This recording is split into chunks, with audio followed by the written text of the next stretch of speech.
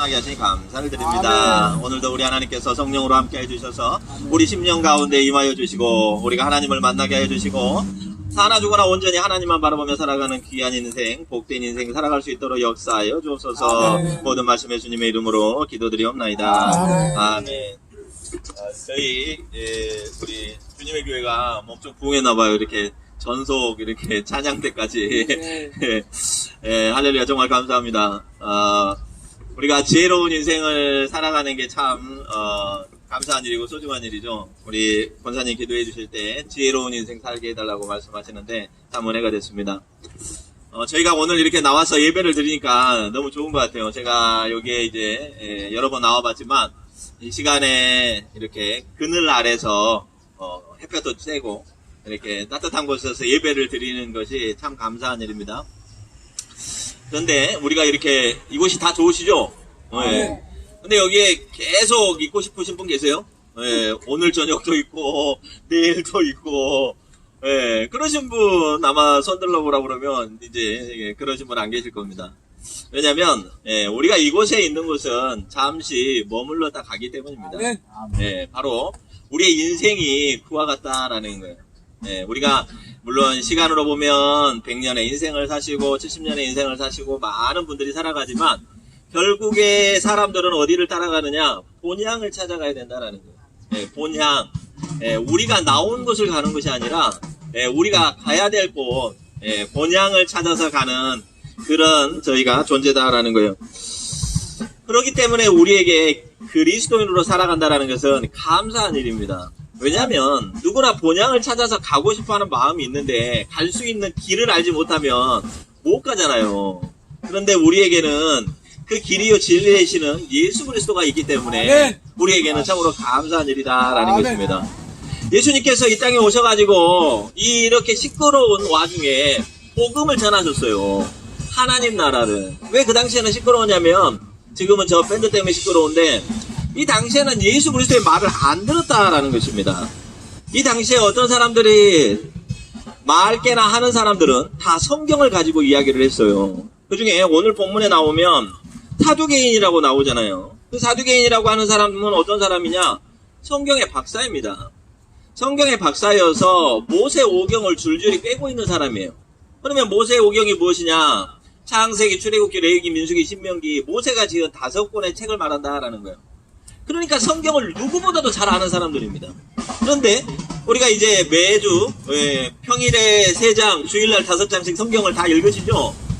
아멘. 할렐루야. 다 읽으셔도 다 읽으시는 그 은혜가 있을 줄 믿습니다. 그런데 모세 오경에 부활에 대한 이야기가 있던가요? 모세 오경에 우리가 부활한다는 내용이 어느 본문에 보신 적 있냐라는 거예요. 사두개인들은 성경을 잘 공부를 했던 사람들이기 때문에 부활은 없다고 생각을 한 사람들입니다. 부활을 믿지 않았어요. 그래서 이 사두개인들이 예수가 오셔가지고 이 땅에 예수라고 하는 젊은 청년이 오셔가지고 말씀을 하기를 우리에게는 부활이 있으며 부활이 있다라는 것은 영의 몸이 있다라는 거거든요. 우리는 육의 몸으로 살아가는데 영의 몸이 있으며 우리의 육의 몸이 다하면 영의 몸을 가지고 하나님의 나라 우리의 본향으로 들어간다고 얘기를 하니까 이 사람들이 이 말을 지금 와서 말 그대로 당신 말이 문제가 있다라는 것을 지금 지적을 하기 위해서 오늘 마가복음의 이야기를 시작을 했다라는 거예요. 그래서 우리 첫 줄에 딱 읽어보면 뭐라고 되어 있습니까? 한번 읽어볼까요? 시작. 부활이 없다 하는 사두개인들이 예수께 와서 물어 이르되 먼저 이 사람들의 전제는 뭐냐면 부활이 없어요. 있다고 생각지도 하지 않습니다. 그러니까 먼저 질문하는 의도가 예수께 부활이 없는데 부활을 좀 가르쳐 주세요라고 질문을 하는 것이 아니라 당신은 없는 부활을 얘기하고 있어. 당신이 틀렸어. 당신은 하나님의 주신 모세 오경의 말씀을 어기고 있으니 하나님의 계명을 어긴 사람이기 때문에 회당에 잡혀가서 죽임을 당하도 고문을 당해야 되겠소라는 그런 전제를 깔고 지금 이야기를 한다라는 거예요. 그러면 어떻게 해야 되겠습니까? 이 말의 함정을 파서 그 함정 속에 빠뜨려야지 예수를 잡을 수가 있잖아요. 그래서 질문의 의도가 아주 어려운 이야기를 하기 시작하는 겁니다. 도무지 왜냐면 이 당시에 이 듣는 사람들 지금 많은 청중들이 예수가 사두개인들과 이야기하는 것을 듣고 있는단 말이에요. 그래, 맞아. 저분들이 사두개인이라고 하는 분들은 성경의 박사인데, 그래, 어디 성경에도 부활이 없다고 되어 있지? 그런데 예수는 부활이 있다고 말한다라는 거야? 그러면은, 그래, 이번에 한번 어떻게 되나 보자. 한번 이야기 한번 들어보자. 재미있게도 듣지만, 예, 정말로 이제 관심있게 이야기를 오늘 여러분들처럼 정말 너무 저를 쳐다보셔가지고 막 레이저가 나와요. 너무 막 이렇게 은혜롭게 한 분도 안 좋으시는 것 같아. 저를 이렇게 쳐다보시는 눈빛으로 지금 모세와 사두개인들과 예수 그리스도의 대화를 이렇게 듣고 있습니다. 그들이 와서 뭐라고 하냐면 선생님 공손하게 선생님이요 모세가 우리에게 써주기를 어떤 사람의 형이 자식이 없이 아내를 두고 죽으면 그 동생이 그 아내를 취하여 형을 위하여 상속자를 세울지니라 하였나이다. 형이 있는데 형수하고 결혼을 했어요. 근데 형이 일찍 돌아가셨네. 그런데 아들이 없어. 그러면은 모세율법에는 어떻게 되어 있냐면 신명기에 동생이 그 형수와 결혼을 하여서 아들을 낳아주고 그 대를 이으라라고 이렇게 되어 있다라는 거야. 그래서 그 하나만 가지고 얘기를 하는 게 아니라 만약에 형제가 7이나 있어요. 그랬는데 만약에 둘째가 이렇게 결혼을 해가지고 형수와 결혼을 했는데 아니 글쎄 둘째도 아들을 못 낳아주고 죽었네. 셋째도 죽었네. 넷째도 죽었네. 7이 다 죽었네요. 그러면 7과 다 결혼을 한 거 아닙니까? 그래서 이제 예수께서 질문을 하는 거예요. 예수님께 뭐라고 하냐면 7사람이 다 그를 아내로 취하였으니 부활 때 곧 그들이 살아날 때에 아니 당신은 살아난다고 했으니까 부활한다고 했으니까 그러면 그 중에 누가 이 부인이 되겠습니까? 이 아내는 1명이고 남편은 7이 되었는데 누가 그들의 남편이 되고 아내가 되겠습니까? 라고 질문을 딱 한다라는 거예요. 여러분도 그 질문을 딱 들으면 우리 모세오경 다 읽으셨지 않습니까? 그러면은 어느 정도 답이 나와야 된단 말이에요. 그런데 이거 정말 이게 쉬운 말이 아니다라는 거예요. 그래서 예수님께서 전혀 당황하지 아니하시고 24절에 예수께서 이르시되 너희가 성경도 하나님의 능력도 알지 못함으로 오해함이 아니냐. 너희가 지금 두 가지를 모르고 있다라는 거예요. 첫 번째로는 성경을 모르고 있고 두 번째로는 하나님의 능력을 모르고 있다라는 거예요. 그러면 성경을 모르고 있다라고 하는 것은 너희들이 알고 있는 모세의 율법에 나와 있는 이 형사취수 계대법이라고 하고 있는 이 법의 말씀을 못 알아듣고 있다라는 것입니다.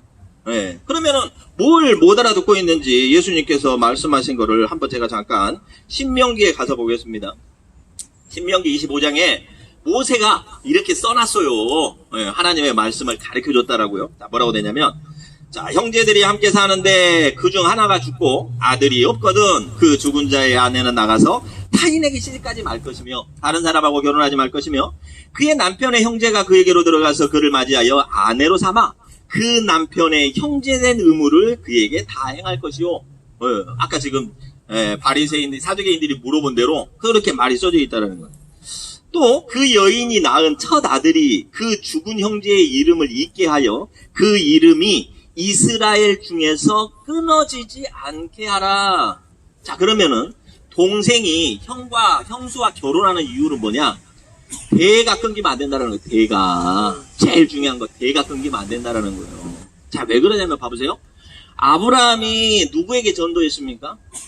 아들 이삭에게 전도했잖아요. 아들 이삭을 낳아서 하나님의 도를 전했단 말이에요. 그랬잖아요. 유업으로. 이삭이 또 누구에게? 야곱에게. 아브라함이 그냥 죽었어. 아들 이삭을 낳지 않았어. 그러면 어떻게 되겠습니까? 하나님의 도가 하나님의 나라의 유업이 단절이 될 거 아니에요. 그러면 가장 큰 문제가 된다라는 것입니다. 왜냐하면 하나님께서 이 사탄이 가득한 이 세상에 아담 이후로 타락한 인간이 가득한 곳에 한 사람을 택해서 아브라함을 택해서 그를 하나님의 거룩한 백성 삼으시고 그에게 하나님의 나라가 무엇인지 내가 너의 아버지 되리라. 내가 약속한 땅으로 가라. 너와 나랑 같이 하나님의 나라 천국을 이루자. 라고 그를 택하였는데 그 택함 받은 자가 만약에 그 의무를 다하지 아니하고 죽임을 당해버리면 그러면 하나님 나라가 끊기지 않습니까? 만약에 저 같은 경우는, 예, 저희 집은 지금까지는 우리 때는 아무도 교회를 안 다녔어요. 우리 아버지도 안 다니고, 우리 어머니도 안 다니고. 근데 제가 교회를 다녀서 하나님을 믿었습니다. 목사님 되기 이전에, 목사 되기 이전에. 만약에 제가 우리 아들한테, 우리 아들이나 누구에게 이 그리스도를 전하지 않으면 나는 혼자 그냥 복음을 받아서 구원을 받을지 몰라도 하나님의 되는 유업으로 넘어가지 않는 그런 일이 일어나잖아요. 그러면 저에게 가장 중요한 일이 무엇이겠습니까? 그리스도를 전하는 것이다 라는 거예요. 그러니까 여러분들이 지금 앞으로 하셔야 될 일은 무엇이냐? 한 사람은 전도하고 죽자 이거예요. 우리 따라 한번 하시죠. 한 사람은 전도하고 죽자. 한 사람은 전도하고 네. 죽자. 한 사람은 전도하고 죽어야 된다라는 거예요. 왜냐면 하나님께서 나를 이렇게 구원하셔서 천국에 들어가는, 아까 우리 끝나고 집에 갈 본향이 있는 것처럼 그런 축복을 주셨는데 내가 너무 좋으니까 이 한 달란트를 딱 땅에다 묻어놓고 내가 다시는 사용하지 않겠다라고 한다면 하나님께서 이 게으르고 악한 종아라고 말씀을 하신다라는 거예요. 하나님께서 우리에게 기대하시는 것은 바로 그와 같은 것이다라는 것입니다. 그런데 아까 말한 대로 그들이 형제를 맞이하기를 끊어요. 그러면 이제 어떻게 하냐? 그러면 이제 그 다음에 모세가 뭐라고 했냐면, 만일 그 사람이 그 형제 아내 맞이하기를 즐겨하지 아니하면, 누가 그랬죠? 유다가 둘째 아들이 그랬지 않습니까? 내가 그 집에 가서 형수하고 결혼해가지고 아들을 낳아주면 내 아들도 아니고 그 아들 클 때까지 내가 다 고생만 해야 되고 결국에는 형한테 다 줘야 되고 재산도 줘야 되고 아들도 줘야 되고, 그러니까 그 형수하고 결혼을 하는 것을 그냥 살긴 살지만 대의를 잊질 않아요. 그래서 하나님께서 그를 죽이셨단 말이에요. 그런데 만약에 어떤 사람이 내가 우리 형수하고는 같이 결혼하기 싫소라고 하면 그 형제의 아내는 그 성문의 장로들에게 나아가서 말하기를, 내 남편의 형제가, 내 동생이, 남편의 동생이 그 형제의 이름을 이스라엘 중에 잊기를 싫어하여, 아까 말했잖아요. 아들을 낳아서 대의를 잇는 것을 싫어하여 내가 남편의 형제된 의무를 내게 행하지 아니하니 어떻게 하면 좋을까요? 이렇게 물어봐요. 그러자 이 모세를 통해서 하나님께서 말씀하십니다. 그러면 이렇게나 뭐라고 하냐면 신명기 25장 9절 얘기를 하고 있는 거예요. 그의 형제 아내가 장로들 앞에서 그에게 나아가서 그의 발에서 신을 벗기고, 신발을 벗기는 거예요. 신발을 벗기고 그의 얼굴에 침을 뱉으며 이르기를, 그의 형제의 집을 세우기를 즐겨하지 아니해서 제일 기분 나쁜 일이 뭐예요? 그냥 욕을 먹거나 한 대 때리면 괜찮아요. 그래도 좀 참을만해. 어떤 사람이 나에게 침을 뱉었어. 할렐루야. 혼자만 기분 나쁘니까 다른 분은 별로 안 나쁘신 것 같아요. 침을 뱉는다라는 것은 대단한 수치입니다. 대단한 수치예요. 왜 우리가 그 모든 사람이 이 침을 뱉는 수치, 물론 침 뱉는 거 말고도 수치스러운 일을 당하면 이렇게 온몸이 떨리면서 용서할 수 없습니까? 왜 그러겠어요? 우리는 누구다? 하나님의 형상 따라 지어졌기 때문에 그러다. 하나님의 형상이 우리 안에 있다라는 것입니다. 하나님의 이름을 모욕하는 저에게, 그에게는 어떤 별이 임하겠습니까? 우리에게는 하나님의 형상이 있어요. 그런데 그가 누구를 침을 뱉어서 수치를 준다는 것은 이 사람은 살아도 산 자가 아니다라는 거예요. 모세가 그 형제가 동생이 형에 대해 있기를 싫어하면 그와 같은 벌을 내리고, 다시는 너는 우리 이스라엘의 형제가 아니다. 즉 뭐냐면 구원받은 백성이 아니다. 너는 사탄의 자식이다. 너는 하나님에게 택함받은 아브라함, 이삭, 야곱의 자손이 아니다. 너는 나가서 사탄에게 멸망당할 지옥의 불쏘시개에 불과하다. 이와 같은 의미가 들어있다는 거예요. 그런데 오늘 다시 성경으로 돌아와서 그 이야기를 가지고 사두개인들이 예수님한테 그 얘기를 똑같이 물어보잖아요. 그렇게 하면 어떡합니까? 그러자 너희가 첫 번째로는 성경을 잘못 알았다. 성경을 지금 잘못 안 거 아닙니까? 두 번째는 하나님의 능력을 잘못 알고 있다 라고 하시면서 우리 25절을 한번 읽어볼까요? 25절 시작.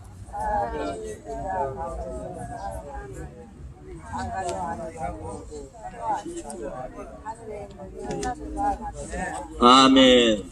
하나님의 아들이 하늘에서 오셔서 우리에게 알려주시는 거예요. 우리가 부활 때는 요새는 그런 일이 많이 있으니까 그럴 수 있을 것 같아요. 제가 이 본문을 묵상하면서 그래 요새는 재혼도 많이 하는데 야 이 말씀 안 하고 갔으면 되게 어지럽겠다, 골치 아프겠다. 이거 내가 지금 그럴 수 있을 텐데 사람이 죽은 자 가운데서 살아날 때는 부활할 때는 우리의 육의 몸으로 살아가는 부활이 아니기 때문에 장가도 아니 가고 시집도 아니 가고 하늘에 있는 천사들과 같은 존재가 되느니라. 아멘. 우리는 영적인 존재가 된다라는. 그럼 천사들이 하늘에서 뭐 합니까?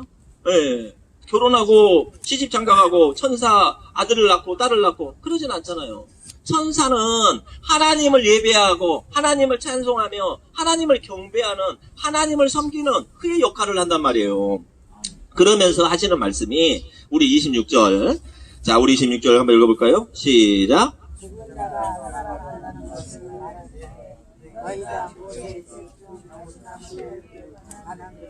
하나님께서 모세에게 이르시되 나는 아브라함의 하나님이요 이삭의 하나님이요 야곱의 하나님이다. 아멘.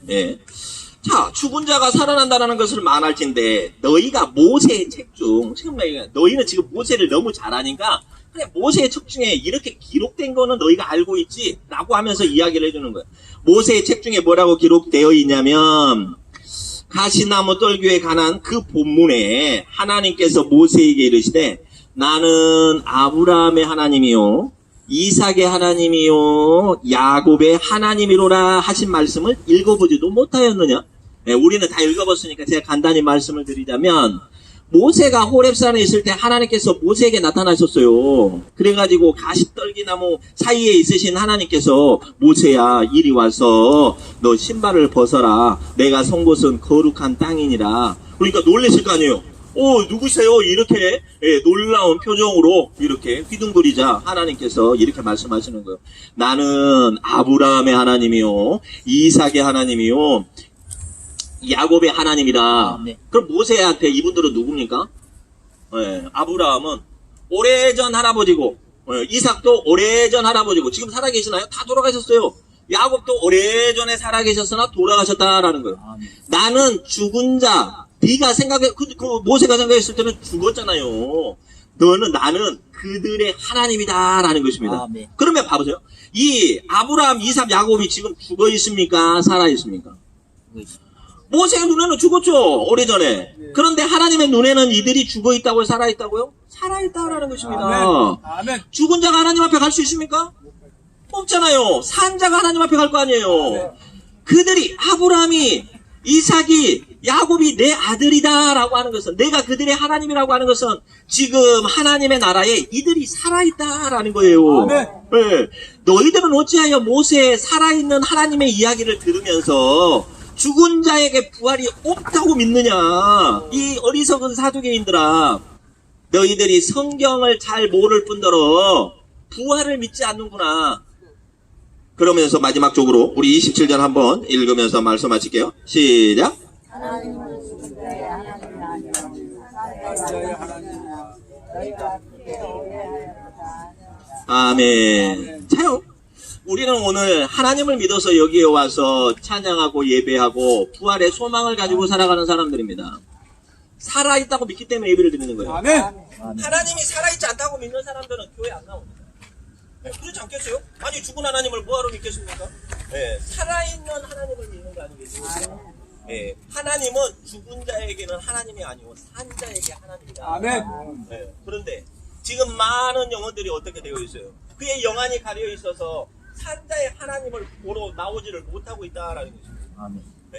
오늘 야곱과 아브라함과 이삭과 야곱이 그의 대를 이어서 했던 것은 바로 전도였어요. 우리가 이 사실을 기억해야 된다라는 거죠. 아멘.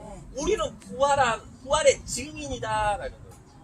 우리의 육의 몸이 썩을 것이 썩어서 나중에 부활에서는 부활의 영으로 다시 살아난다고 고린도전서와 많은 성경에서 이야기를 하고 있어요.